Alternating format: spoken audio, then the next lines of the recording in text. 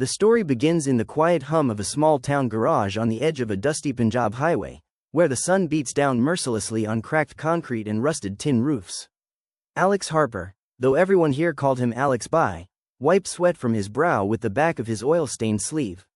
His hands, calloused from years of turning wrenches and coaxing life back into broken machines, hovered over an antique grandfather clock that looked like it belonged in a museum, not his cluttered workshop.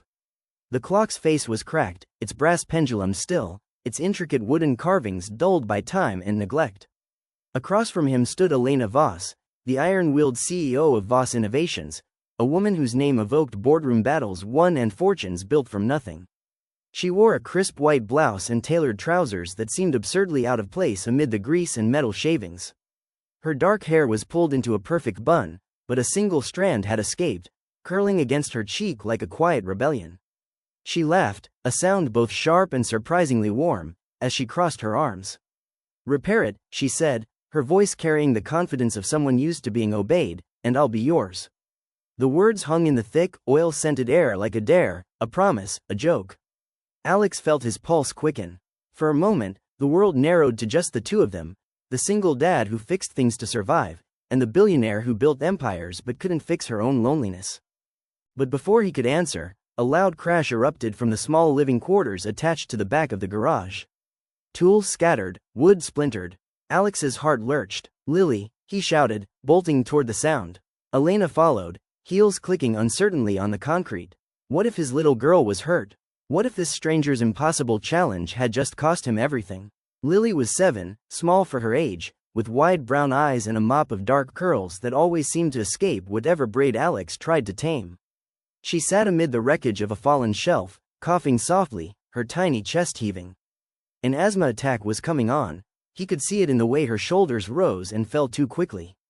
Alex dropped to his knees, scooping her up gently, murmuring, "It's okay, Beta, Daddy's here." He reached for the inhaler on the nearby shelf, but the shelf itself was now in pieces. Panic clawed at him. Elena, standing in the doorway, watched the scene unfold with an expression that shifted from curiosity to something softer, almost pained. "Do you need help?" she asked quietly. Alex shook his head, focusing on Lily's breathing. "Just stay back, dust." But Elena didn't move. She knelt instead, careful not to touch anything, and handed him a clean handkerchief from her pocket. "Use this," she said. Alex pressed it to Lily's face as he administered the rescue inhaler from his pocket. Minutes stretched like hours until Lily's breathing steadied. She looked up at her father with those trusting eyes. "Sorry, Daddy, I wanted to see the big clock." Alex kissed her forehead, relief flooding him like cool water. But when he looked back at Elena, he saw something new in her gaze. Respect, perhaps, or recognition of a life very different from her own. That was how it started. Alex carried Lily to her small bed in the back room, tucking her in with the stuffed rabbit she'd had since she was 3.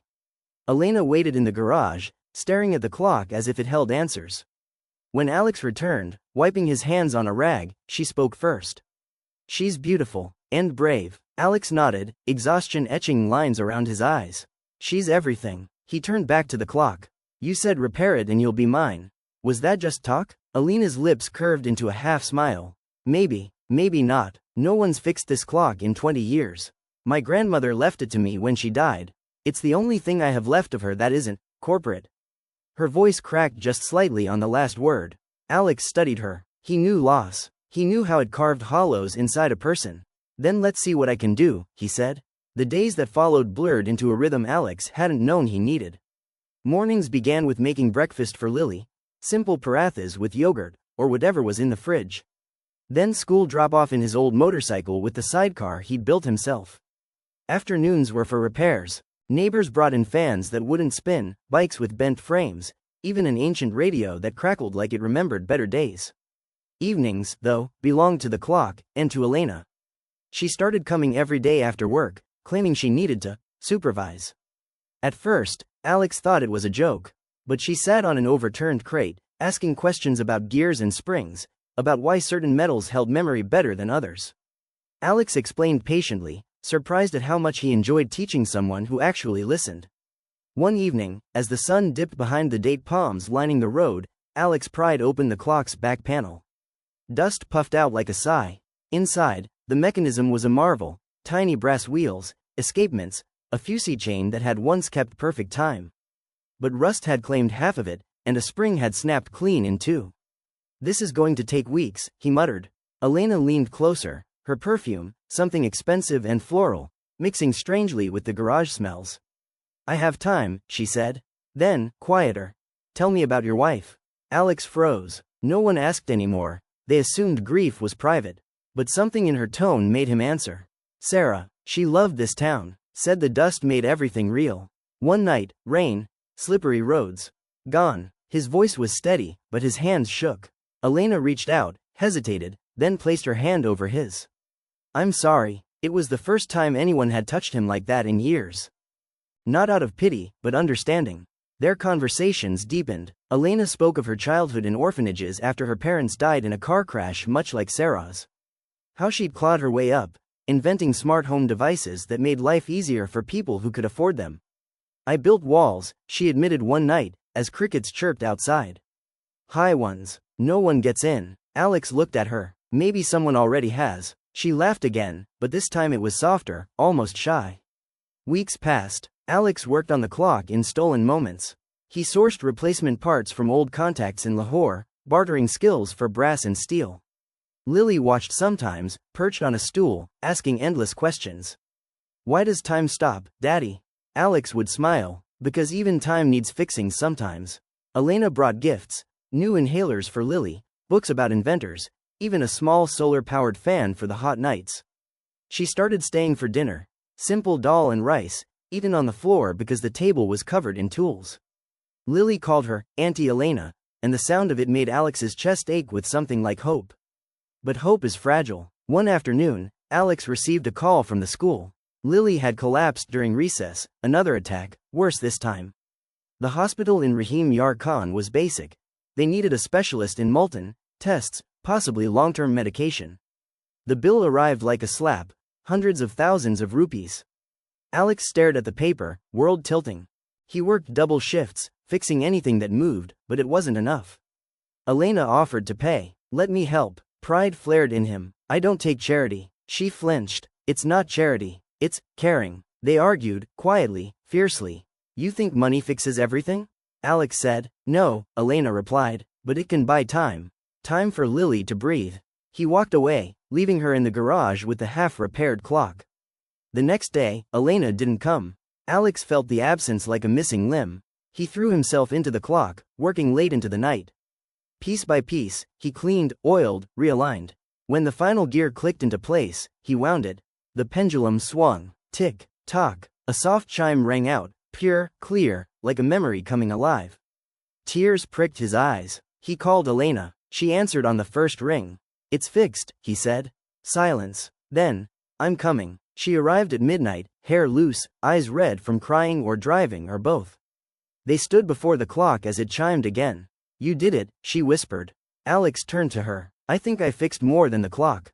She stepped closer. Their kiss was tentative at first, then desperate, like two people who'd been holding their breath for years. But as they pulled apart, Alex's phone buzzed. The hospital. Lily's condition had worsened overnight. She needed surgery. Now, panic swallowed everything. Alex rushed to the hospital, Elena following in her car. In the sterile waiting room, she sat beside him, holding his hand. "Whatever happens," she said, "I'm here." Hours later, the doctor emerged.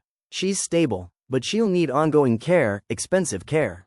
Alex nodded numbly. Elena spoke up. "I'll cover it, no strings." This time, Alex didn't argue. He just squeezed her hand. Recovery was slow. Lily spent weeks in the hospital, then months at home with nebulizers and new routines. Elena moved in temporarily, turning the small living space into something warmer, fresh curtains, a proper bed for Lily, even a small desk where she could draw. Alex watched in wonder as Elena read bedtime stories in her crisp accent, as Lily laughed at her attempts to pronounce Punjabi words. "You're good at this," Alex told her one night. Elena smiled sadly. "I never had practice." But shadows lingered. Elena's company faced a crisis, a rival firm leaking proprietary designs, threatening lawsuits. Board members pressured her to return full-time. "You can't play house forever," one said in a heated call Alex overheard. Elena defended him fiercely. "He's not playing, he's real." Yet doubt crept in. Late one night, after Lily was asleep, Elena confessed. I don't know how to do this. Balance. Love. I ruin things. Alex pulled her close. Then we'll fix it. Together. The breakthrough came unexpectedly. Alex, tinkering in the garage, noticed patterns in the leaked designs, subtle flaws only an engineer would spot. Using his old laptop, he traced the breach to an inside job. He built a proof-of-concept device, a small hardware firewall that could detect and block unauthorized access in real time. When he showed it to Elena, her eyes lit up. This could save the company. But presenting it meant facing her board, men in suits who saw him as a mechanic, nothing more. The meeting was in Lahore, in a glass tower that overlooked the city. Alex felt out of place in his clean shirt and trousers. Elena introduced him. This is Alex Harper. He fixed my grandmother's clock. And now he's going to fix our future. Murmurs rippled. Alex demonstrated the device. It worked flawlessly. Questions flew, technical, skeptical. He answered each one calmly, drawing on years of practical knowledge. By the end, the board was silent, then applauding. Offers followed. Partnership, investment, a role leading innovation from the ground up. That night, back home, Elena and Alex sat on the roof under stars. Lily slept inside, breathing easy. I was wrong, Elena said. I thought success was walls. It's this, us. Alex kissed her. Repair it, and I'll be yours. He echoed her old words. She laughed, tears shining. Already years unfolded gently. Voss Innovations opened a rural innovation center in Rahim Yar Khan, training young minds like Alex once was. Lily grew strong, her asthma managed, her dreams big. She called Elena, Mummy, now, the word slipping out naturally one day and staying. The antique clock stood in their new home's hallway, chiming faithfully. Every tick was a reminder. Broken things can mend. Hearts, lives, futures. Challenges came. Corporate battles, health scares, the grind of blending two worlds. But they faced them hand in hand. Alex's talent didn't just silence doubters, it built bridges. Elena learned vulnerability wasn't weakness. Together, they proved that love isn't a fairy tale, it's work, patience, and choosing each other every day. And in the quiet moments, when the clock chimed midnight, Alex would look at his family and know. Some repairs take a lifetime, but they're worth every second. If this journey moved you, if it reminded you that hope can be rebuilt one piece at a time, please like the video and subscribe for more stories that celebrate resilience, love, and the quiet miracles of everyday heroes. Thank you for being here.